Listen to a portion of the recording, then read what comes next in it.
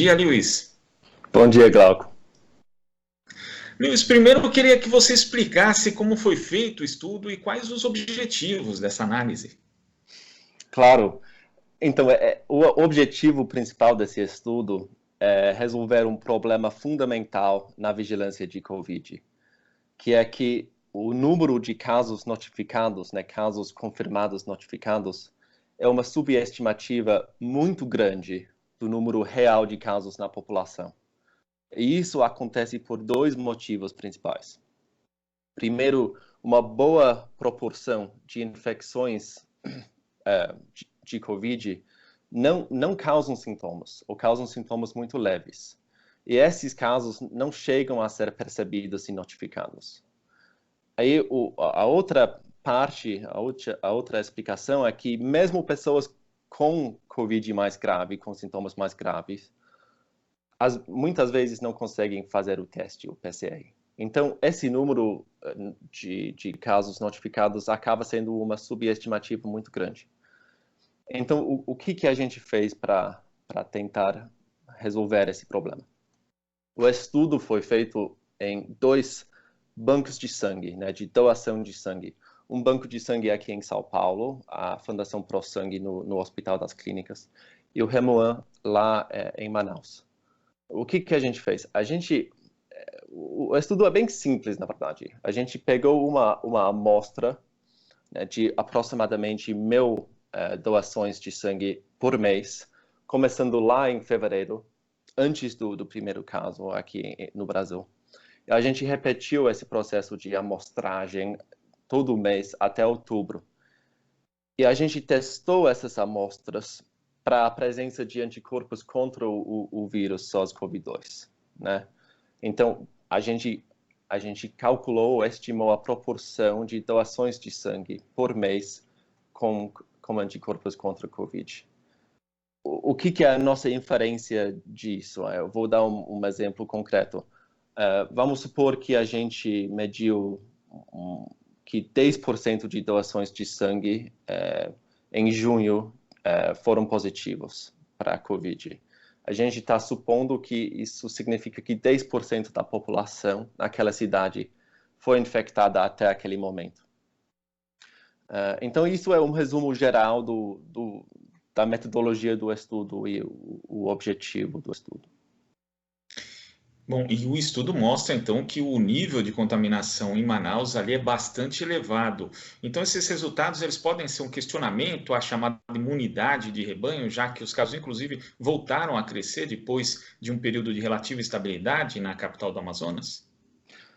Então, eu acho que a gente tem que ter muito cuidado com esse conceito de imunidade de rebanho. Tem um significado bastante claro e específico no contexto de vacinação, mas o significado de imunidade de rebanho é diferente no contexto de modelagem de uma epidemia, de uma nova doença infecciosa.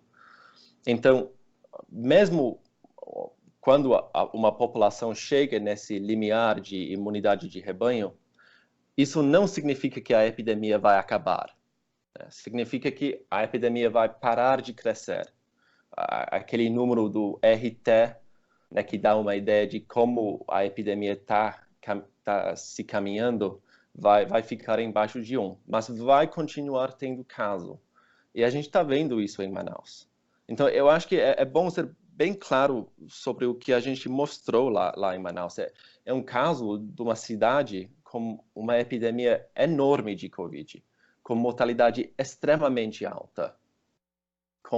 E a gente achou que lá o Covid se espalhou de um jeito que infectou uma proporção muito alta da população, e mesmo assim continua tendo óbitos e casos, ainda está tendo casos lá, né? Então, eu acho que é isso que é o principal achado e a conclusão principal do estudo lá em Manaus. Agora, tem essa questão das subnotificações, a cidade de Manaus ela tem um perfil de população predominantemente jovem, né? Ou seja, uma contaminação no nível do que aconteceu ali em outras cidades com perfis demográficos distintos, ela teria o potencial de causar ainda mais mortes. Por exemplo, o estudo mostrou que São Paulo 29% da sua população contaminada. E tem uma cidade que tem um perfil etário bem mais velho do que Manaus. Em São Paulo, por exemplo, o impacto de um contágio nesse grau seria muito pior. Exatamente. É uma pergunta muito boa. O fator mais importante que determina a letalidade é justamente a idade da pessoa. Então, para cada 8 anos que aumenta a idade da pessoa infectada, mais ou menos dobra a letalidade da doença. Então, uma população mais idosa vai ter uma mortalidade mais alta. Então, esse ponto é fundamental. Uma epidemia da escala que a gente viu em Manaus, numa população mais idosa, causaria uma mortalidade bem mais alta ainda. E vocês ressaltaram também no final ali do estudo a necessidade de serem elaborados mais estudos, mais pesquisas relativas justamente à cidade de Manaus, né, que é ali um caso simbólico, digamos, uma referência aqui no Brasil. E a partir do que aconteceu ali, você acha que é possível, então, entender melhor o comportamento do próprio vírus, inclusive para haver um planejamento mais efetivo no enfrentamento à Covid-19?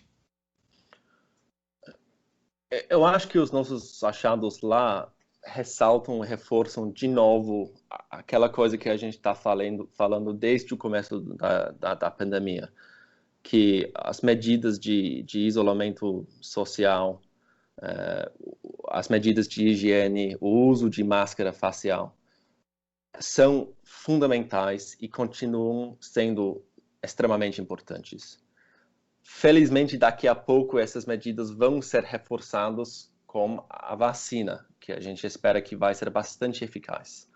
Que primeiro vai para aquelas populações de alto risco, né, de maior risco, e depois a gente espera para populações inteiras. Mas os nossos resultados só reforçam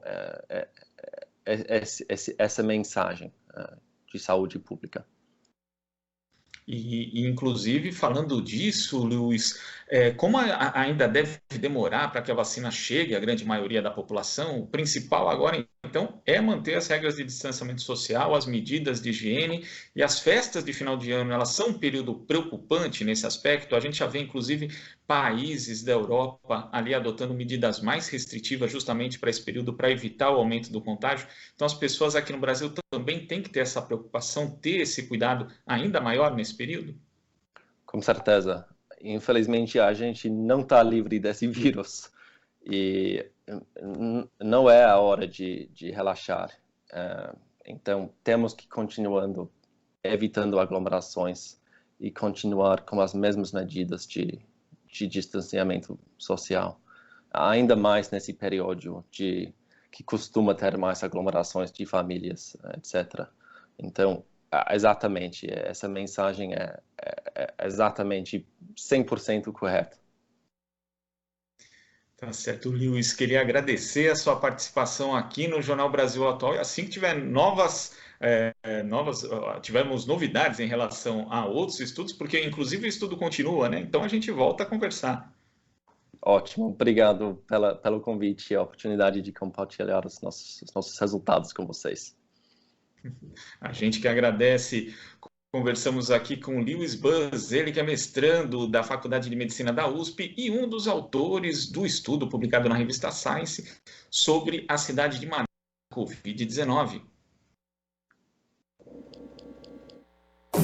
Você está ouvindo Jornal Brasil Atual. As notícias que os outros não dão.